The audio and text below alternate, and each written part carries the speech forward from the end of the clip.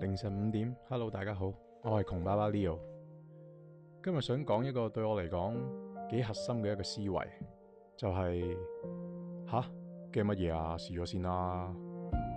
我近排發現我身邊越嚟越多嘅朋友唔關歲數事噶吓，佢哋唔係冇能力、冇想法，而係唔知點解乜都驚，開埋口講埋出嚟噶啦，之後就否定自己嘅 idea。佢哋驚俾人笑，唔會啦，都講埋出嚟啦。怕尷尬，怕失敗，真係唔知。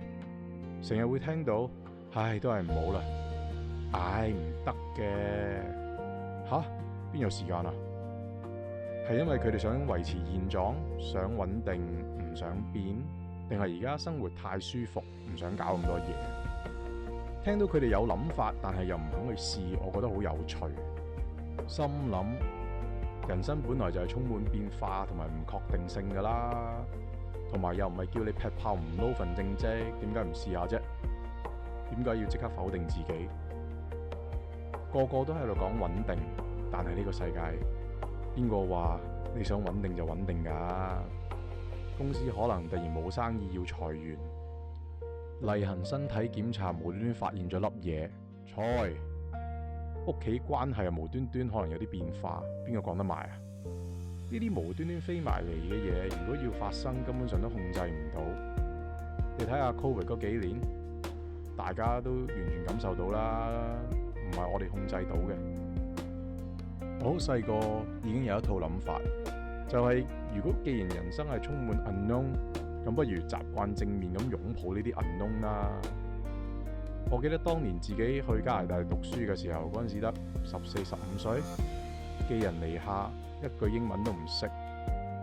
好多人而家會問我，哇，嗰陣時溝唔溝通到噶？咁咪好慘咯，冇屋企人，冇朋友。講真，咪又係咁過。你叫我諗翻轉頭，我都唔記得咗啦。10年啊，一去咗10年，由高中之後入 U 畢業做嘢。嗰陣時其實仲有機會留低添，哇！講還講，而家少少抌春。不過嗰一刻無啦啦，我突然想翻香港，想試下，想闖下，咁就辭咗職，1個月 notice，然後即刻執業走人。翻到嚟一個朋友都冇，完全新開始。不過 so what， 驚係咩？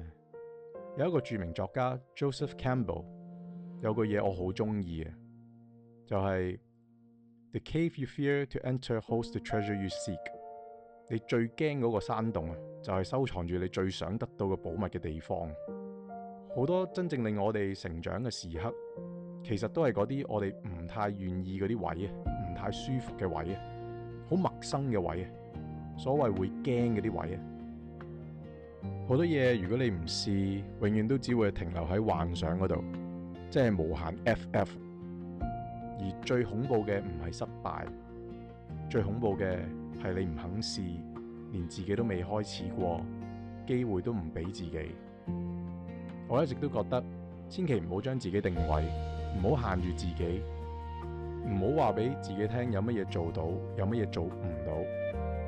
冇體驗，冇經歷，唔嘗試，先係將自己困入死角。你有冇聽過身邊啲朋友成日講呢幾句？我唔得㗎，我都冇背景，我又冇咁人脈，呢個年紀太遲啦。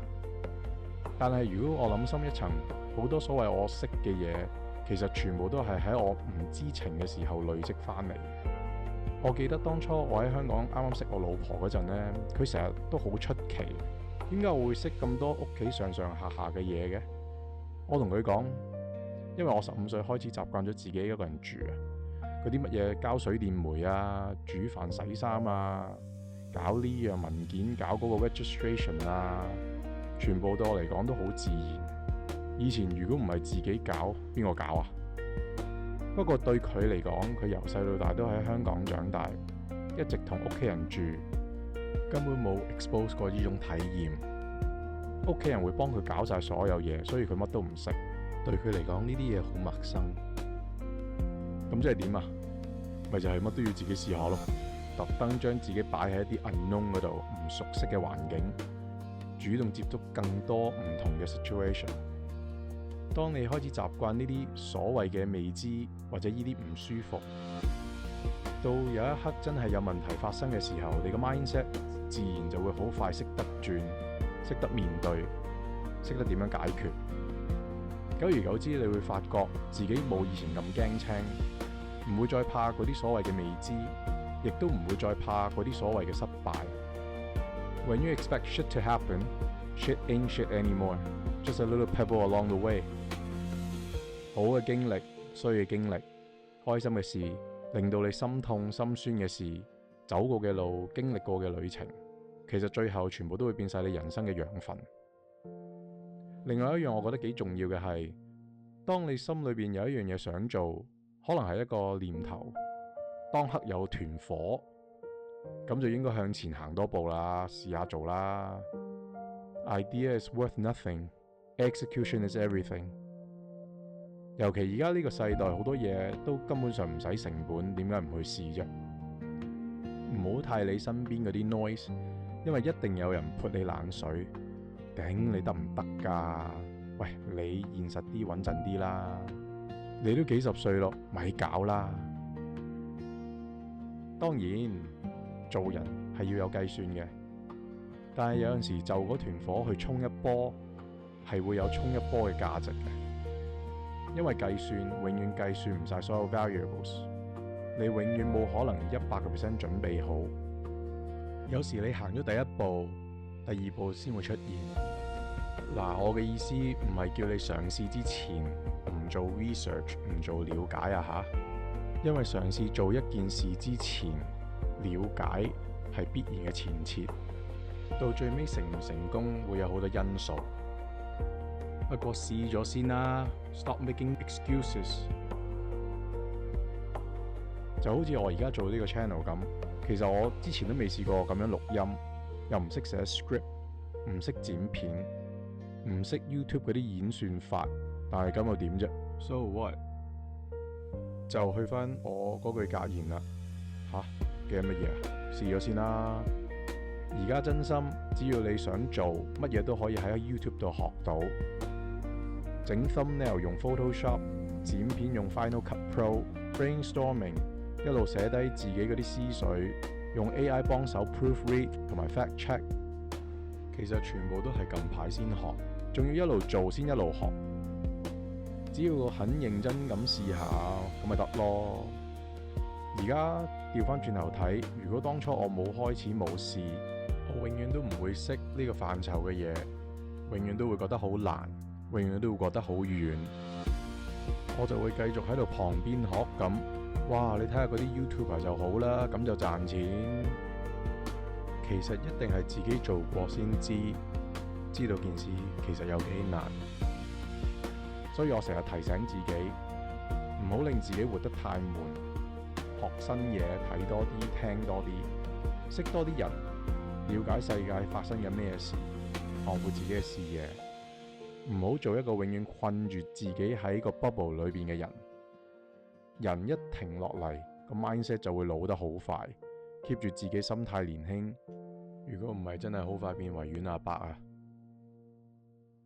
好多人成日話機會只係留俾有準備嘅人，我反而覺得機會通常唔會留俾猶豫嘅人。